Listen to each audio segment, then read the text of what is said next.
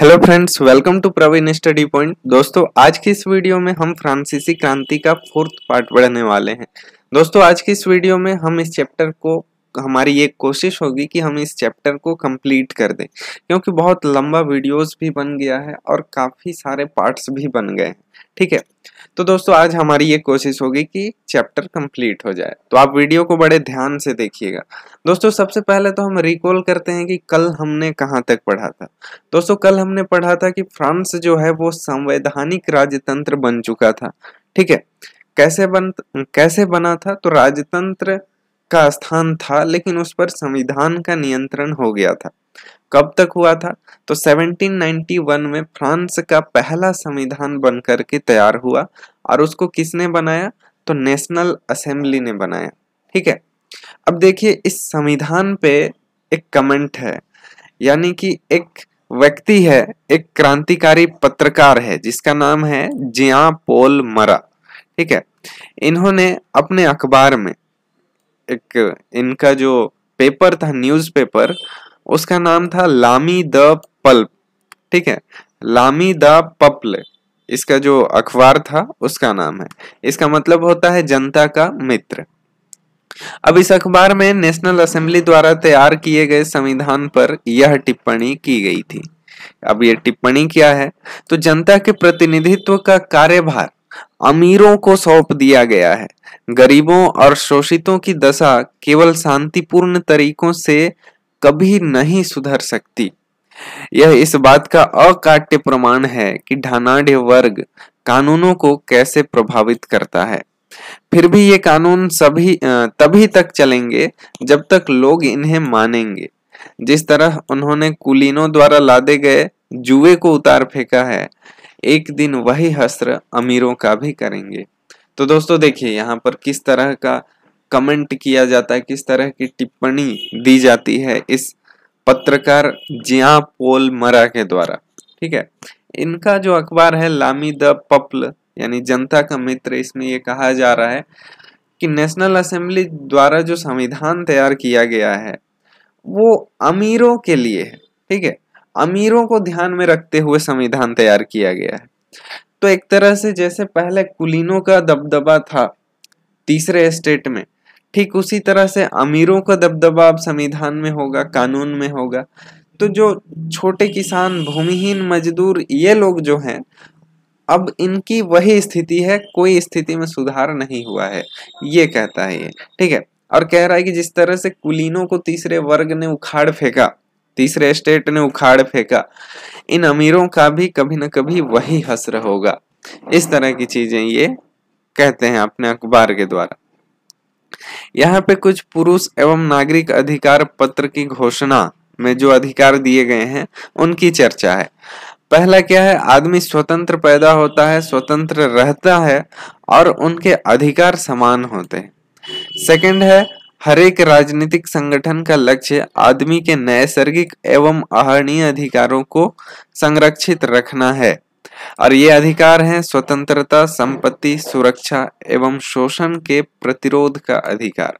ठीक है, थर्ड है, समग्र संप्रभुता का स्रोत राज्य में निहित है। कोई भी समूह या व्यक्ति ऐसा अनधिकार प्रयोग नहीं करेगा जिसे जनता की सत्ता की स्वीकृति न मिली हो। नेक्स्ट है, स्वतंत्रता का आशय ऐसे काम करने की शक्ति से है जो औरों के लिए नुकसानदेह न हो। पांचवा है, समाज के लिए किसी भी हानिकारक कृत्य पर पाबंदी लगाने के लिए अधिकार कानून के पास है।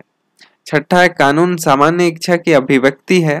सभी नागरिकों को व्यक्तिगत रूप से या अपने प्रतिनिधियों के माध्यम से इनके निर्माण में भाग लेने का अधिकार है।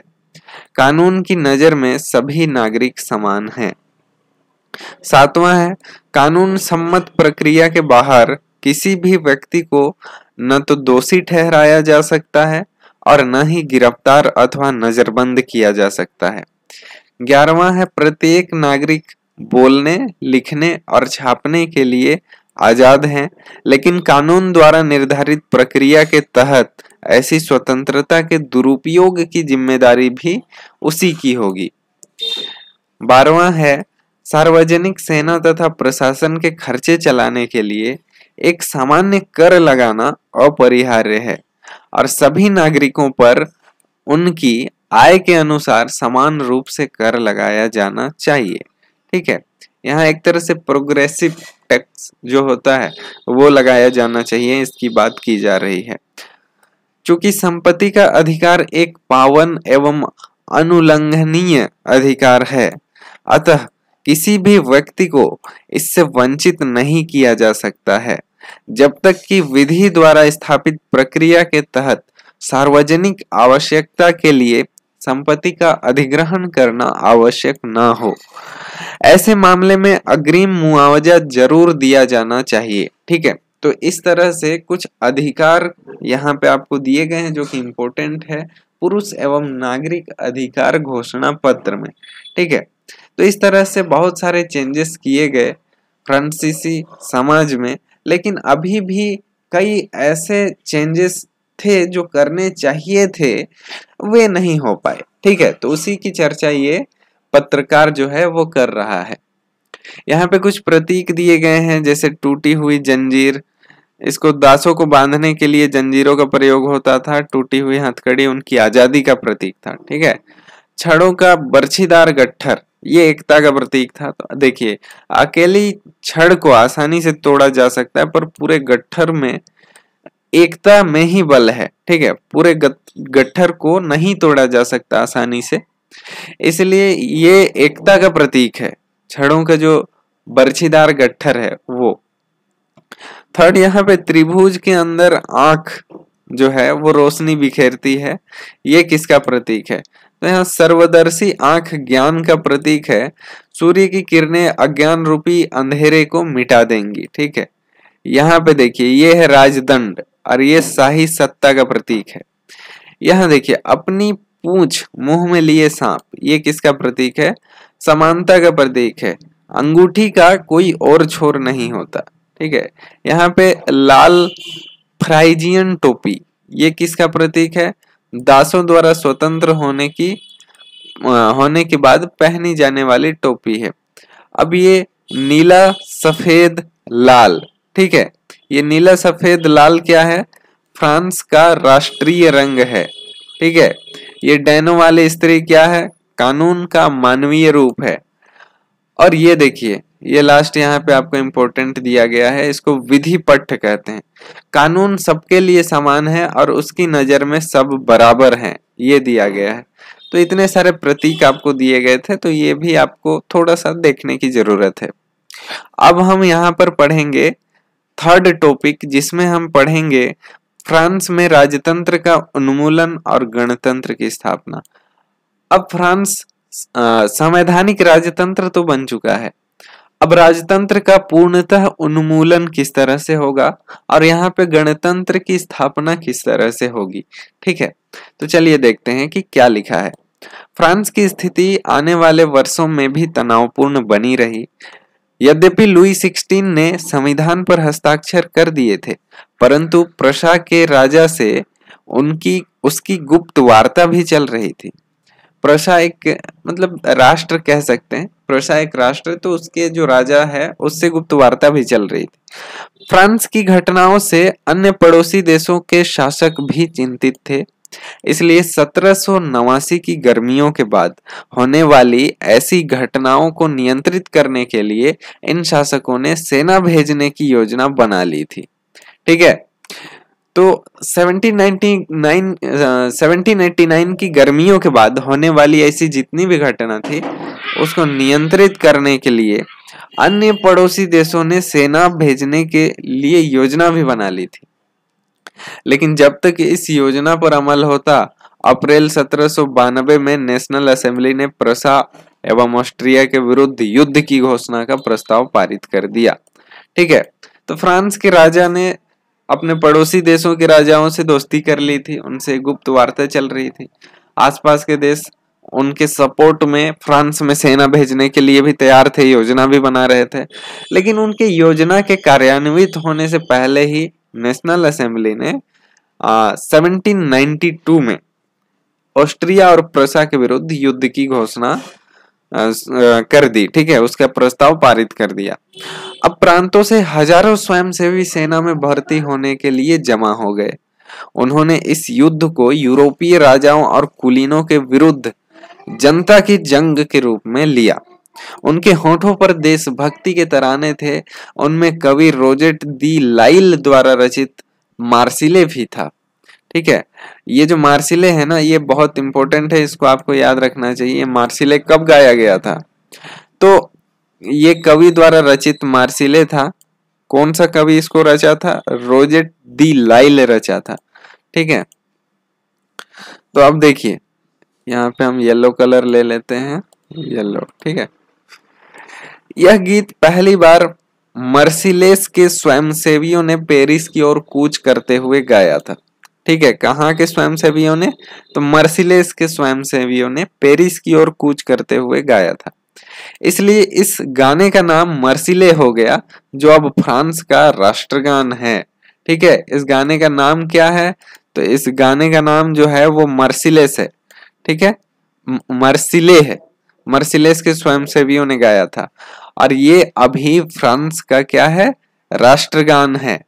ठीक है, नेक्स्ट देखिए, क्रांतिकारी युद्धों से जनता को भारी क्षति और आर्थिक कठिनाइयां झेलनी पड़ी।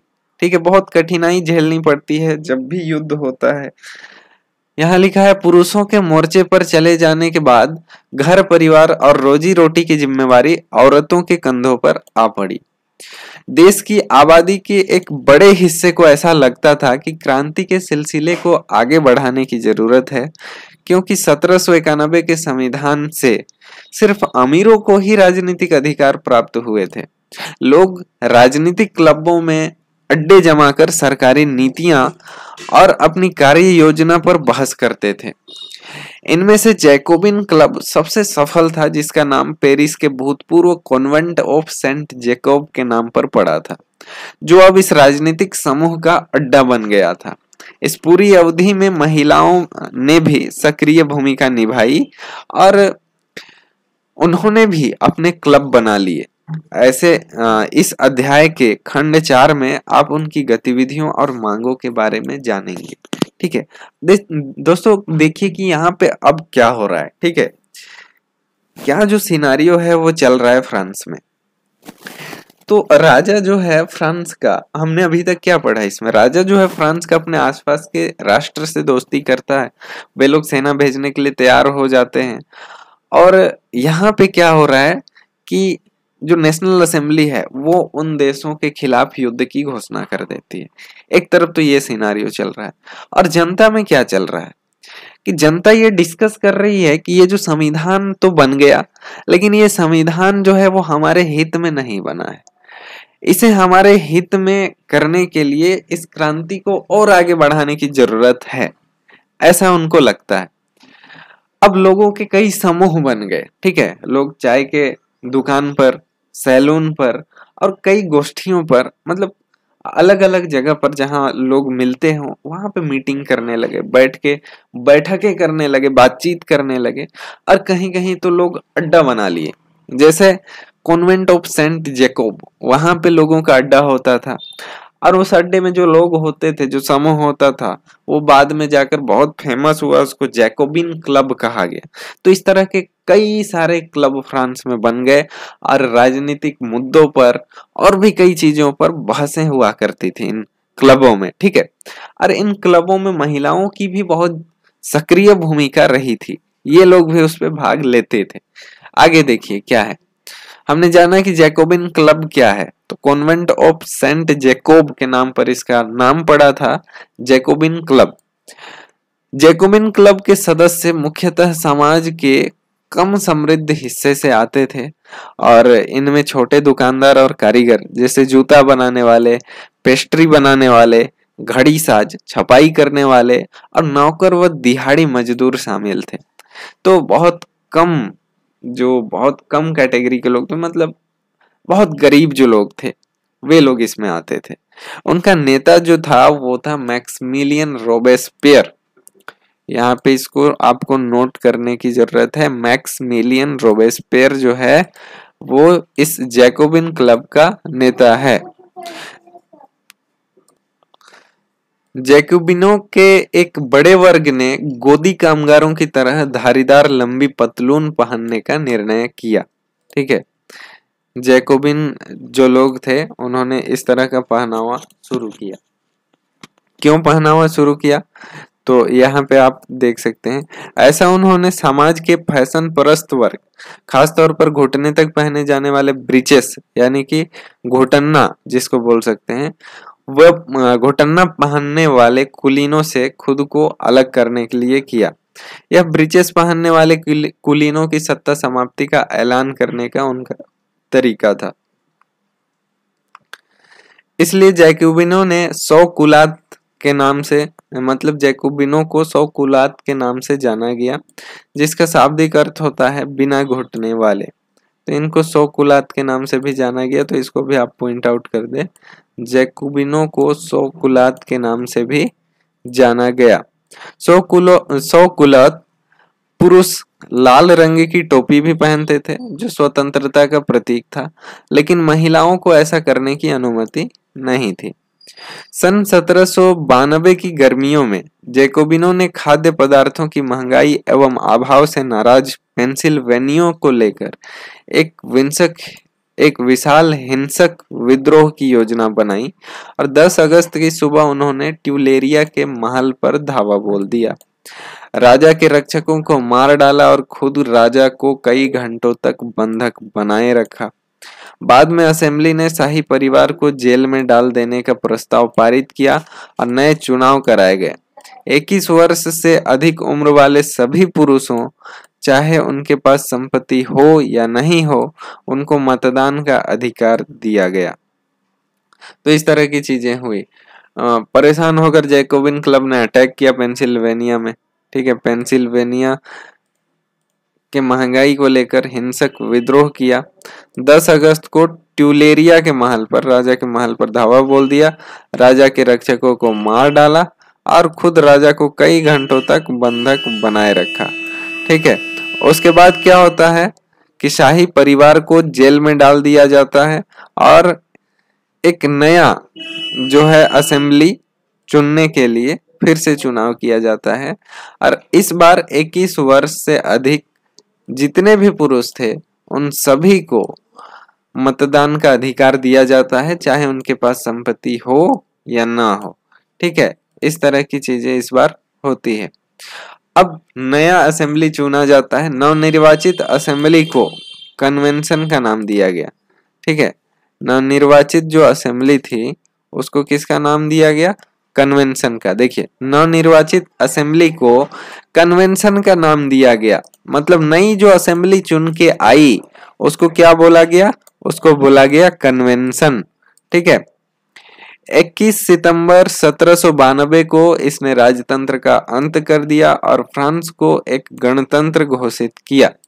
जैसा कि आप जानते हैं, गणतंत्र सरकार का वह रूप है जहां सरकार एवं उसके प्रमुख का चुनाव जनता करती है। यह वंशानुगत राजशाही नहीं है और आप कुछ अन्य गणतांत्रिक देशों के बारे में जानकारी प्राप्त करने की कोशिश करें और देखें कि वे कब और कैसे गणतंत्र बने। तो दोस्तों 1792 में नया असेंबली जो बनता है, नवनिर्वाचित असेंबली जो बनती है, उसका नाम कन्वेंशन होता है और ये पूर्णतः गणतंत्र होता है। ठीक है, तो उसके बाद 21 सितंबर 1792 को जो नया संविधान बनता है उसमें राजा के पद को समाप्त कर दिया जाता है और इस तरह से फ्रांस जो है वो एक गणतांत्रिक देश बन जाता है।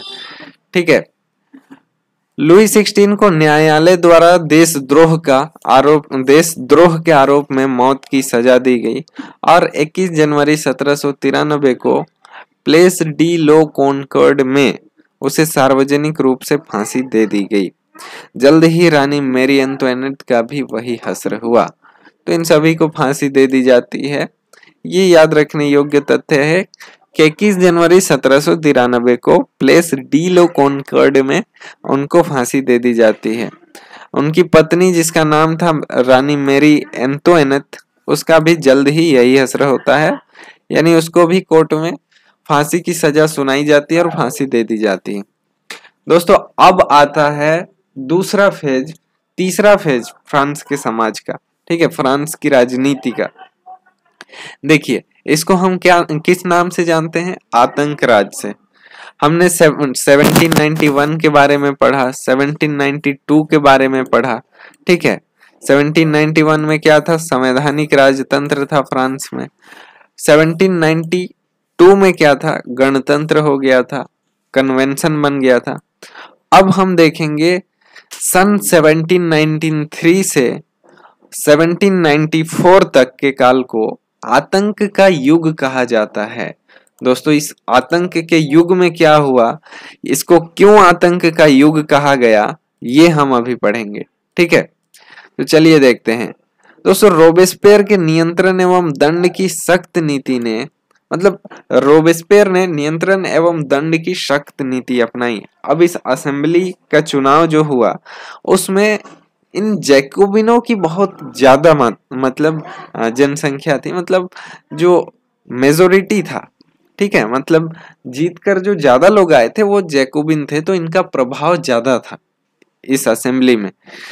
तो उसका नेता जो है वो रोबेस्पियर था और 1793 से 94 तक उसने ऐसे नियंत्रण और दंड की सख्त नीति अपनाई कि पूरा जो फ्रांस है वो आतंकित हो गया, ठीक है। देखिए उनके हिसाब से गणतंत्र के जो भी शत्रु थे, कुलीन एवं पादरी, अन्य राजनीतिक दलों के सदस्य और उनकी कार्यशैली से असहमत रहने वाले पार्टी, उन सभी को गिरफ्तार करके जेल में डाल दिया गया और एक क्रांतिकारी न्यायालय द्वारा उन पर मुकदमा चलाया गया। यदि न्यायालय उन्हें दोषी पाता तो गिलोटिन पर चढ़ाकर उनका सिर कलम कर दिया जाता था।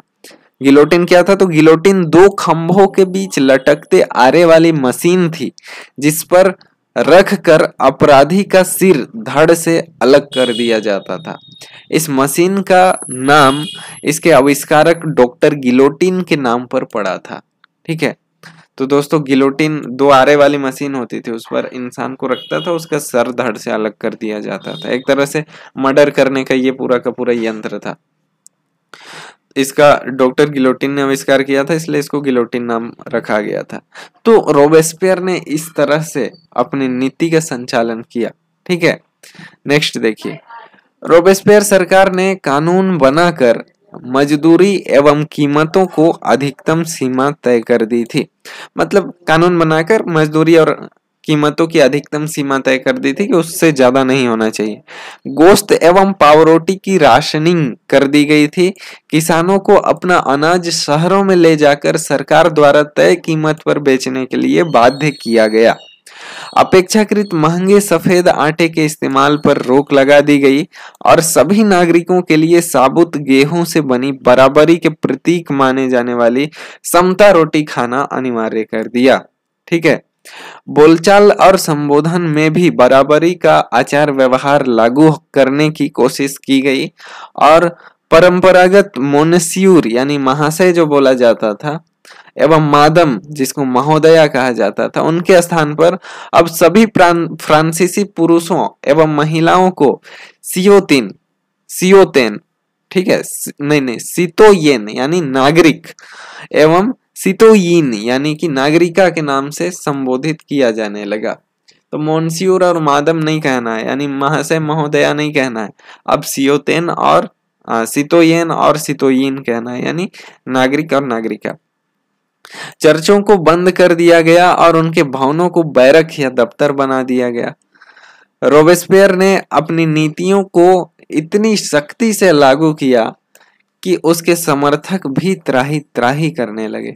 मतलब उसके साथ जो काम कर रहे हैं वो भी परेशान हो गए कि भाई ये क्या कर रहे हो, ठीक है। अंततः जुलाई 1794 में न्यायालय द्वारा उसे दोषी ठहराया गया और गिरफ्तार करके अगले ही दिन उसे भी गिलोटिन पर चढ़ा दिया गया।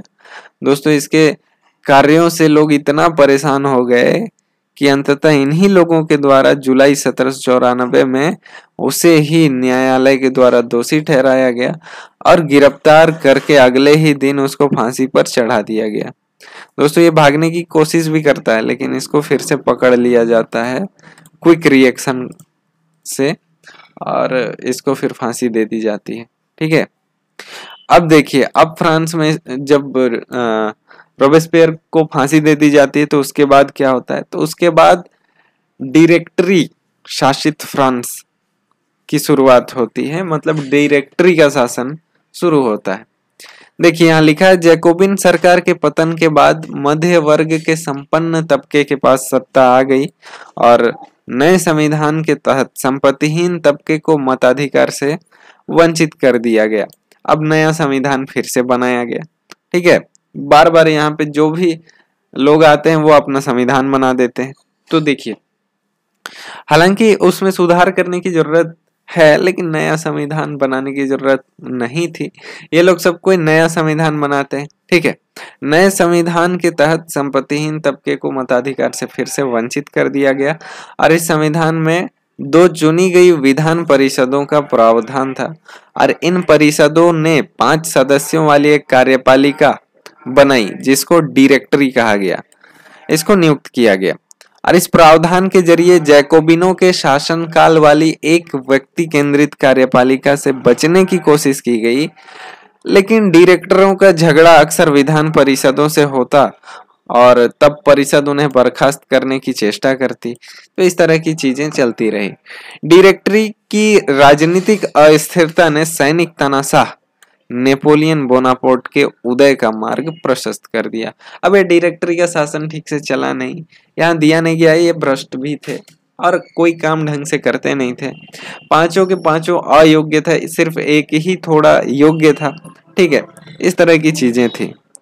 सरकार के स्वरूप में इन सभी परिवर्तनों के दौरान स्वतंत्रता, विधि सम्मत समानता और बंधुत्व प्रेरक आदर्श बने रहे।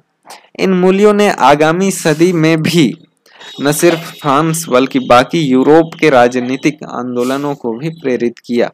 ठीक है, तो बहुत इतनी बड़ी क्रांति में, इतनी लंबी क्रांति में कई सारे मूल्य निकल कर सामने आए। ठीक है, जिसका बाद में बहुत यूज हुआ, कई लोग इससे प्रेरित हुए, कई देश में इनका प्रसार हुआ, जिससे कई आंदोलन भी शुरू हुए। ठीक है, अब नेक्स्ट हम देखेंगे कि इस क्रांति में महिलाओं की क्या भूमिका थी। ठीक है, तो चलिए यहाँ देखते हैं। महिलाएं शुरू से ही फ्रांसीसी समाज में इतने अहम परिवर्तन लाने वाले गतिविधियों में सक्रिय रूप से शामिल थी। उन्हें उम्मीद थी कि उनकी भागीदारी क्रांतिकारी सरकार को उनका जीवन सुधारने हेतु ठोस कदम उठाने के लिए प्रेरित करेगी। तीसरे स्टेट की अधिकांश महिलाएं जीविका निर्वाह के लिए काम करती थी। वे सिलाई बुनाई, कपड़ों की धुलाई करती थी, बाजारों में फल फूल सब्जियां बेचती थी अथवा संपन्न घरों में घरेलू काम करती थी। बहुत सारी महिलाएं वेश्यावृत्ति करती थी और उस समय ये लीगल था। अधिकांश महिलाओं के पास पढ़ाई लिखाई तथा व्यावसायिक प्रशिक्षण के मौके नहीं थे।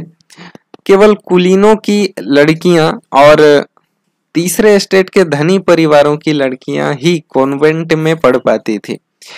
इसके बाद उनकी शादी कर दी जाती थी और कामकाजी महिलाओं को अपने परिवार का पालन पोषण भी करना पड़ता था, जैसे खाना पकाना, पानी लाना, लाइन लगाकर पावरोटी लाना और बच्चों की देखरेख आदि करना। उनकी मजदूरी पुरुषों की तुलना में कम थी और महिलाओं ने अपने हितों के हिमायत करने और उन पर चर्चा करने के लिए खुद के राजनीतिक क्लब भी शुरू किए और अखबार भी निकाले। फ्रांस के विभिन्न नगरों में महिलाओं के लगभग 60 क्लब अस्तित्व में आए। उनमें the society of revolutionary and Republican women सबसे मशहूर क्लब था। ठीक है, तो कौन सा जो क्लब है वो सबसे मशहूर था, तो उसका नाम है the society of revolutionary and Republican women. ठीक है, ये क्लब सबसे मशहूर था। उनकी एक प्रमुख मांग थी, क्या थी, तो उनकी एक प्रमुख मांग थी, यहाँ से इसको मिटाते हैं और फिर इसको हाईलाइट करते हैं। उनकी एक प्रमुख मांग यह थी कि महिलाओं को पुरुषों के समान राजनीतिक अधिकार प्राप्त होने चाहिए। महिलाएं इस बात से निराश हुई कि 1791 के संविधान में उन्हें निष्क्रिय नागरिक का दर्जा दिया गया था।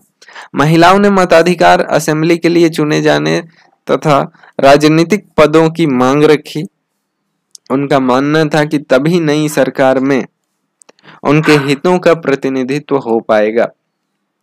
प्रारंभिक वर्षों में क्रांतिकारी सरकार ने महिलाओं के जीवन में सुधार लाने वाले कुछ कानून लागू किए और सरकारी विद्यालयों की स्थापना के साथ ही सभी लड़कियों के लिए स्कूली शिक्षा को अनिवार्य बना दिया गया।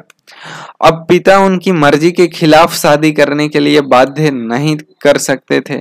ठीक है, पिता उन्हें उनकी मर्जी के खिलाफ शादी करने के लिए बाध्य नहीं करते थे और शादी को स्वैच्छिक अनुबंध माना गया और नागरिक कानूनों के तहत उनका पंजीकरण किया जाने लगा। तलाक को कानूनी रूप दिया गया और मर्द औरत दोनों को ही इसकी अर्जी देने का अधिकार दिया गया। अब महिलाएं व्यावसायिक प्रशिक्षण ले सकती थी, कलाकार बन सकती थी, छोटे मोटे व्यवसाय भी चला सकती थी। फिर भी राजनीतिक अधिकारों के लिए महिलाओं का संघर्ष जारी रहा।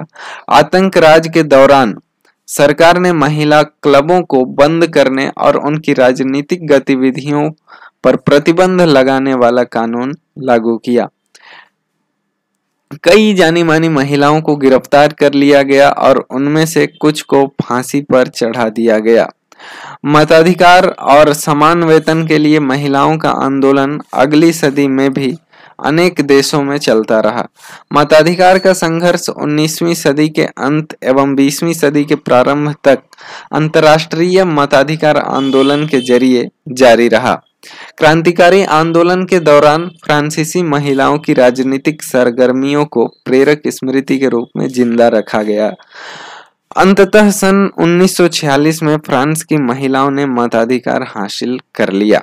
ठीक है, तो इस तरह की चीजें आपको सबसे इम्पोर्टेंट चीज इसमें जो है याद रखने के लिए वो है कि 1946 में फ्रांस की महिलाओं ने मताधिकार प्राप्त कर लिया अंततः। ठीक है, बहुत कोशिश के बाद। यहाँ पे कुछ महिलाएं हैं जिनका जीवन यहाँ पे दिया गया है। क्रांतिकारी महिला ओलंप दे गुज, इसका जीवन यहाँ पे दिया गया है। उसके बाद यहाँ ओलंप दे गुज के घोषणा पत्र में उल्लेखित कुछ मूलभूत अधिकार ये दिया गया है। ठीक है, तो यहाँ पे सन 1793 में जैकोबिन राजनीतिज्ञ शोमेत ने इन अधिकारों पर महिला क्लबों को बंद करने के निर्णय को उचित ठहराया था। ये आपको दिया गया। तो ये छोटी छोटी चीजें हैं जो कि बहुत इम्पोर्टेंट है, तो उसको आप खुद से पढ़ लीजिएगा। ठीक है, तो यहाँ पे हम टॉपिक नंबर 5 करने वाले हैं जो कि है दास प्रथा का उन्मूलन। यहाँ लिखा है फ्रांसीसी उपनिवेशों में दास प्रथा के उन्मूलन जैकोबिन शासन के क्रांतिकारी सामाजिक सुधारों में से एक था। जैकोबिन क्लब जो था, जब वो शासन में आता है तो वो दास प्रथा का उन्मूलन करता है, मतलब हटा देता है। कैरिबियाई उपनिवेश मार्टिनिक और गोडेलोप और सैन डोमिंगो तंबाकू, नील, चीनी और कॉफी जैसे वस्तुओं का महत्वपूर्ण आपूर्ति करता थे। अपरिचित एवं दूर देश जाने और काम करने के प्रति यूरोपियों की अनिच्छा का मतलब था कि बागानों में श्रम की कमी। ठीक है, तो यूरोप के जो लोग थे वो काम करने के लिए नहीं जाते थे सेंट डोमिंगो, गोडेलोप और भी कई देशों में। ठीक है, जो कि फ्रांस का उपनिवेश था।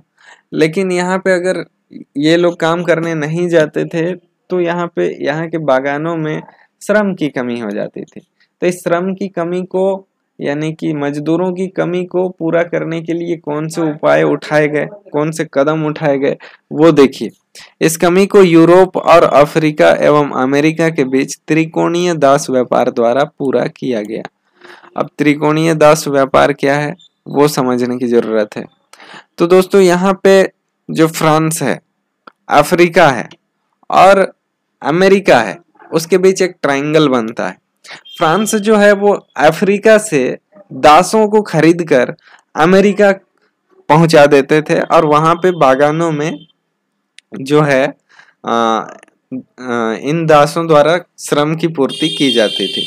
वही यहाँ पर लिखा गया है। दास व्यापार 17वीं शताब्दी में शुरू हुआ। फ्रांसीसी सौदागर बोर्दे या नाते बंदरगाह से अफ्रीका तट पर जहाज ले जाते थे, जहां वे स्थानीय सरदारों से दास खरीदते थे। दासों को दाग कर एवं हथकड़ियां डालकर अटलांटिक महासागर के पार कैरिबियाई देशों तक 3 माह की लंबी समुद्री यात्रा के लिए जहाजों में ठूंस दिया जाता था और वहां उन्हें बागान मालिकों को बेच दिया जाता था। और दास श्रम के बल पर यूरोपीय बाजारों में चीनी, कॉफी और नील की बढ़ती मांग को पूरा करना संभव हो सका था। बोर्दे और नांते जैसे बंदरगाह फलते फूलते दास व्यापार के कारण समृद्ध नगर बन गए। 18वीं सदी में फ्रांस में दास प्रथा की ज्यादा निंदा नहीं हुई। नेशनल असेंबली में लंबी बहस हुई कि व्यक्ति के मूलभूत अधिकार उपनिवेशों में रहने वाले प्रजा सहित समस्त फ्रांसीसी प्रजा को प्रदान किए जाएं या नहीं, परंतु दास व्यापार पर निर्भर व्यापारियों के विरोध के भय से नेशनल असेंबली में कोई कानून पारित नहीं किया गया। लेकिन अंततः सन 1794 में कन्वेंशन ने फ्रांसीसी उपनिवेशों में सभी दासों की मुक्ति का कानून पारित कर दिया। तो इन दासों की मुक्ति का कानून कब पारित हुआ था, तो आपको ये याद रखने की जरूरत है, सन 1794 के कन्वेंशन ने इसको पारित किया था। ठीक है, अब देखिए, पर यह कानून एक छोटी सी अवधि तक ही लागू रहा और 10 वर्ष बाद नेपोलियन ने दास प्रथा को फिर से शुरू कर दिया। तो शुरू कौन किया था इसको, तो 10 वर्ष बाद किसने शुरू किया, नेपोलियन ने दास प्रथा को पुनः शुरू कर दिया। ठीक है, अब देखिए, बागान मालिकों को अपने आर्थिक हित साधने के लिए अफ्रीकी निग्रो लोगों को गुलाम बनाने की स्वतंत्रता मिल गई और फ्रांसीसी उपनिवेशों से अंतिम रूप से दास प्रथा का उन्मूलन 1848 में हुआ। कब हुआ, 1848 में अंतिम रूप से दास प्रथा का उन्मूलन फ्रांस में होता है। ठीक है, अब यहाँ हम देखेंगे कि क्रांति और रोजाना जिंदगी किस तरह से थी। क्या राजनीति लोगों का पहनावा, उनकी बोलचाल अथवा उनके द्वारा पढ़ी जाने वाली पुस्तकों को बदल सकती है। सन 1789 से बाद के वर्षों में फ्रांस के पुरुषों, महिलाओं एवं बच्चों के जीवन में ऐसे अनेक परिवर्तन आए। क्रांतिकारी सरकारों ने कानून बनाकर स्वतंत्रता एवं समानता के आदर्शों को रोजाना की जिंदगी में उतारने का प्रयास किया। बास्तिल के विध्वंस के बाद सन 1789 की गर्मियों में जो सबसे महत्वपूर्ण कानून अस्तित्व में आया वह था सेंसरशिप की समाप्ति। प्राचीन राजतंत्र के अंतर्गत तमाम लिखित सामग्री और सांस्कृतिक गतिविधियों, किताब, अखबार, नाटक को राजा के सेंसर अधिकारियों द्वारा पास किए जाने के बाद ही प्रकाशित या मंचित किया जा सकता था। परंतु अब अधिकारों के घोषणा पत्र ने भाषण एवं अभिव्यक्ति की स्वतंत्रता को नैसर्गिक अधिकार घोषित कर दिया।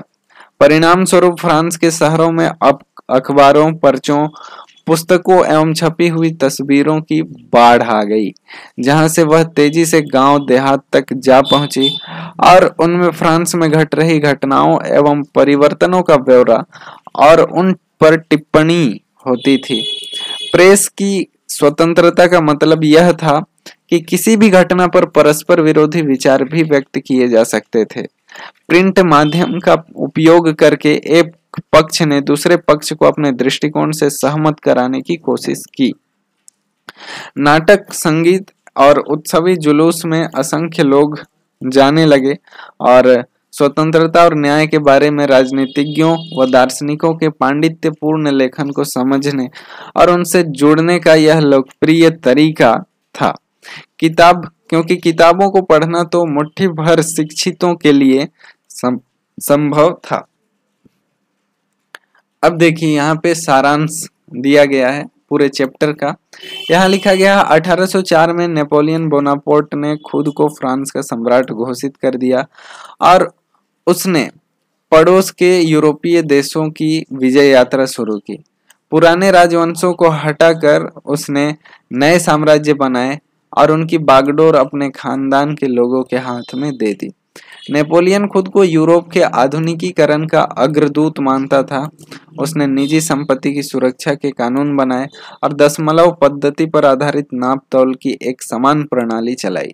शुरू में बहुत सारे लोगों को नेपोलियन मुक्तिदाता लगता था और उससे जनता को स्वतंत्रता दिलाने की उम्मीद थी, पर जल्दी ही उसकी सेनाओं को लोग हमलावर मानने लगे और आखिरकार 1815 में उसकी हार हुई।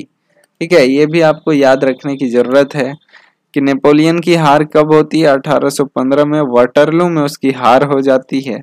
और उसके बाद क्या होता है, यूरोप के बाकी हिस्सों में मुक्ति और आधुनिक कानूनों को फैलाने वाले उसके क्रांतिकारी उपायों का असर उसकी मृत्यु के काफी समय बाद सामने आया।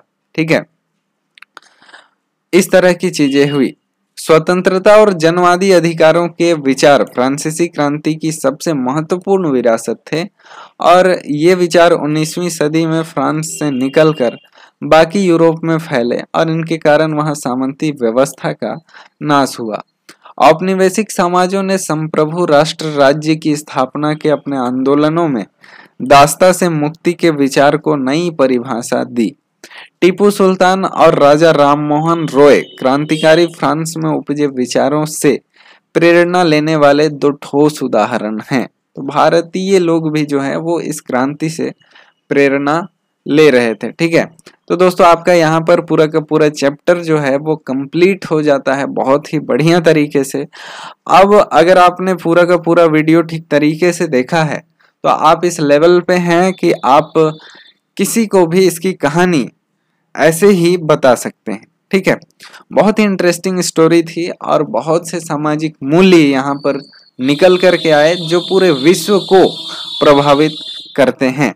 ठीक है, तो दोस्तों आपका चैप्टर फर्स्ट यहाँ पर क्लास 9th का कंप्लीट होता है जिसका नाम है फ्रांसीसी क्रांति। तो दोस्तों इसी तरह के और भी वीडियोस देखने के लिए जैसे कि आप यहाँ पे स्क्रीन में आ रहे वीडियो को देख सकते हैं फ्रांसीसी क्रांति के लिए, फ्रेंच रिवॉल्यूशन के लिए। तो दोस्तों हमारे चैनल को सब्सक्राइब करें, वीडियो को लाइक करें और शेयर करें। तो दोस्तों मिलते हैं इसी तरह के और भी वीडियोस में, तब तक के लिए धन्यवाद। जय हिंद।